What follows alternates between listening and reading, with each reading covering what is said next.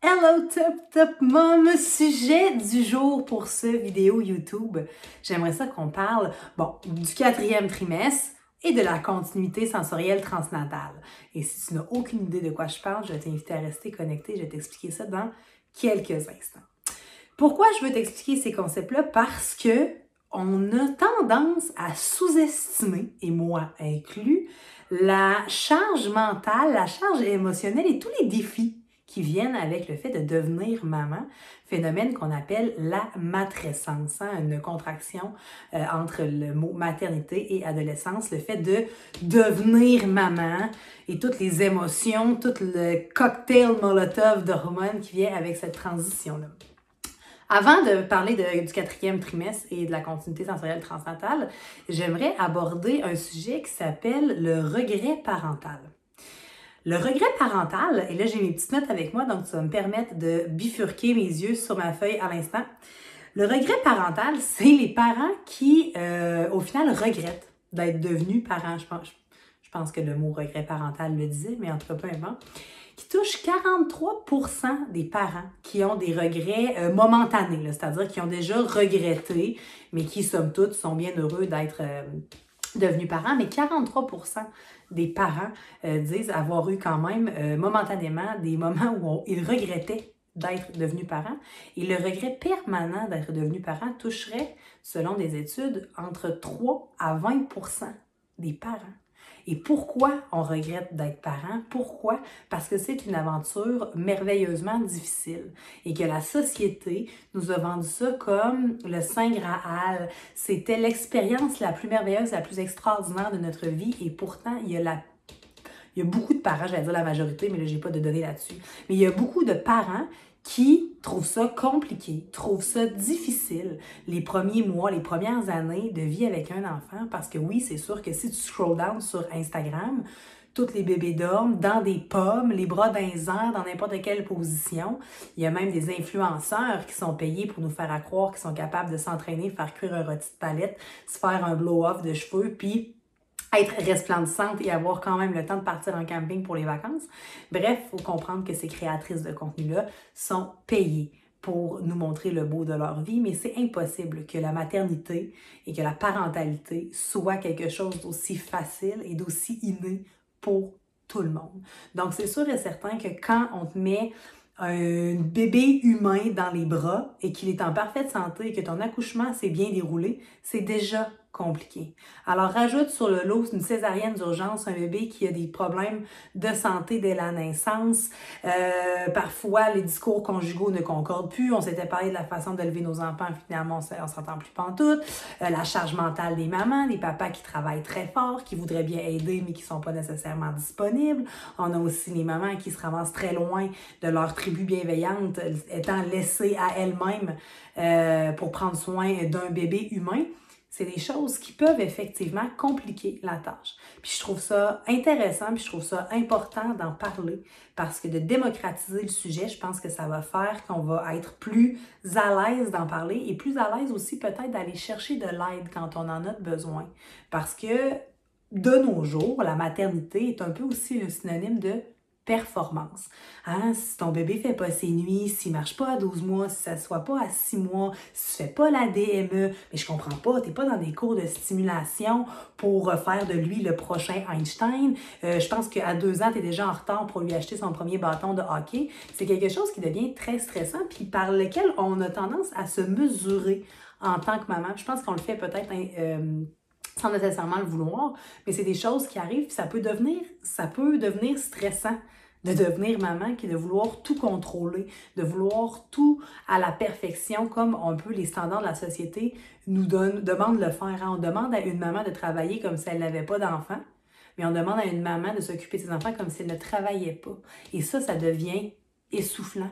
Fait que je trouve que d'aborder des sujets où la maternité ou la parentalité, c'est pas toujours rose, mais bien réel, que la maman de Caillou, ça reste un dessin animé, mais que dans notre quotidien, c'est normal de tomber pour mieux se relever, d'aller chercher de l'aide si besoin est, parce que ça aussi, c'est un autre problème qu'on a. On n'ose pas aller demander de l'aide parce qu'on a associé la demande d'aide à une preuve de faiblesse. Maintenant, on le sait que demander de l'aide, c'est une preuve d'intelligence et de courage.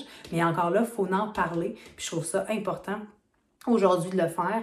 Si toi, tu as des regrets d'être devenue maman, je t'invite à consulter le site internet de l'Ordre des psychologues ou d'en parler avec une meilleure amie, tu sais, qui va être empathique à ta situation, qui va te comprendre, qui ne te jugera pas, parce que d'en parler, déjà là, c'est un pas de plus vers la guérison.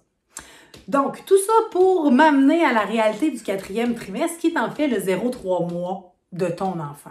C'est la période où toi, tu deviens maman. C'est la période où ton bébé s'apprivoise, en fait, la vie extra-utérine. Faut comprendre que pendant 9 mois, pendant 40 semaines, bon, peut-être 37, 36 ou 41, ton bébé n'a pas ressenti ni la douleur, ni la faim, ni la soif.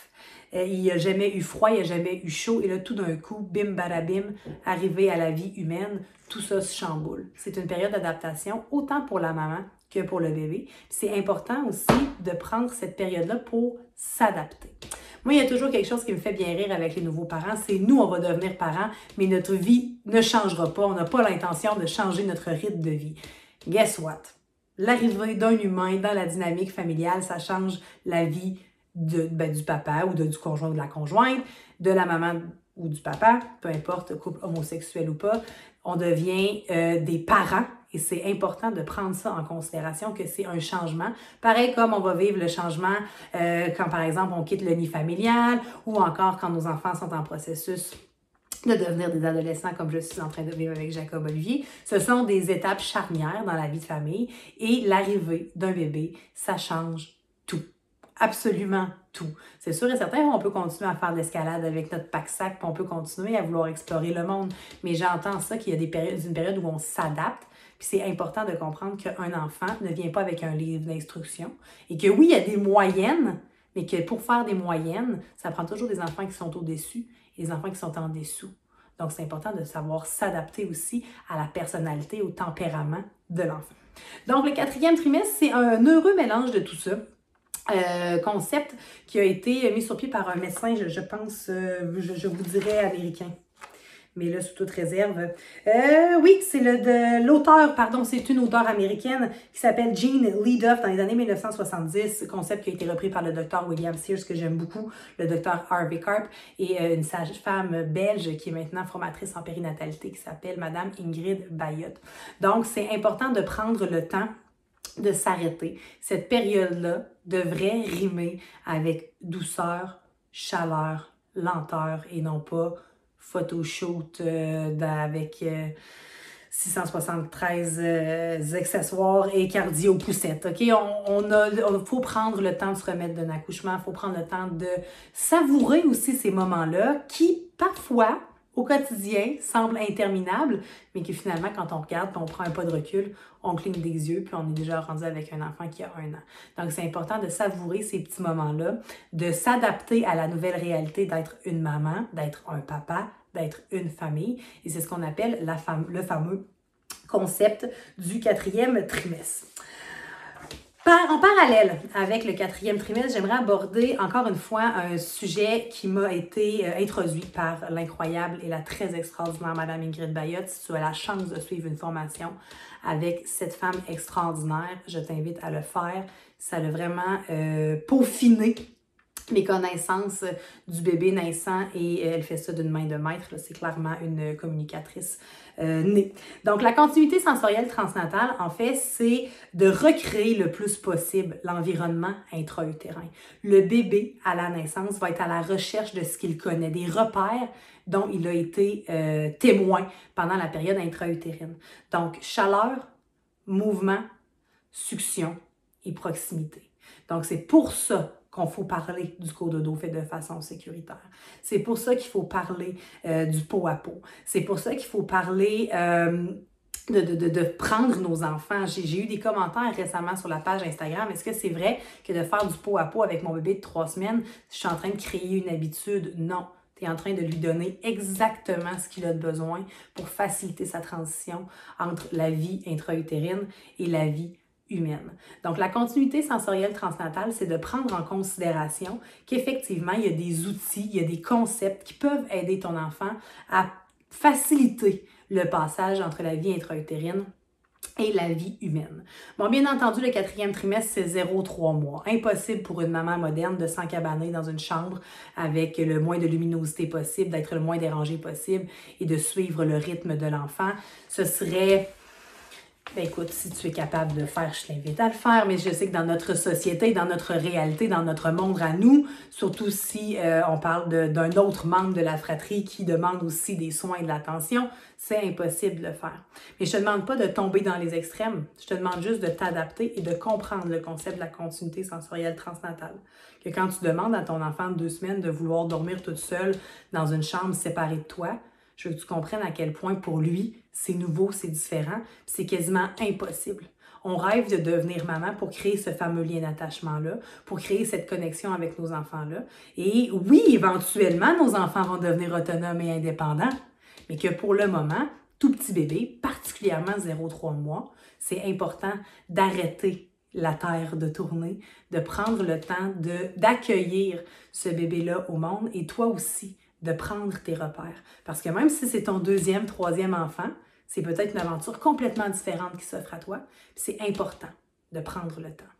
C'est sûr et certain que si tu appelles Bedaine Urbaine pour montrer à ton enfant 0,3 mois comment dormir de façon autonome, c'est possible qu'elle te demande de prendre un rain check puis de remettre ton appel de coaching un peu plus tard. Cependant, je veux que tu saches que si tu veux établir des saines habitudes de sommeil, sans nécessairement parler d'autonomie du sommeil, mais comment pratiquer le cododo de façon sécuritaire, comment favoriser l'endormissement pour les siestes dans tes bras, comment favoriser un endroit propice pour les siestes, je suis là pour t'aider et j'espère aussi que tu as près de toi une tribu bienveillante qui est prête à te prêter main forte. Et j'entends tribu bienveillante, pas juste des gens qui sont là pour t'aider, mais des gens qui partagent les mêmes opinions que toi.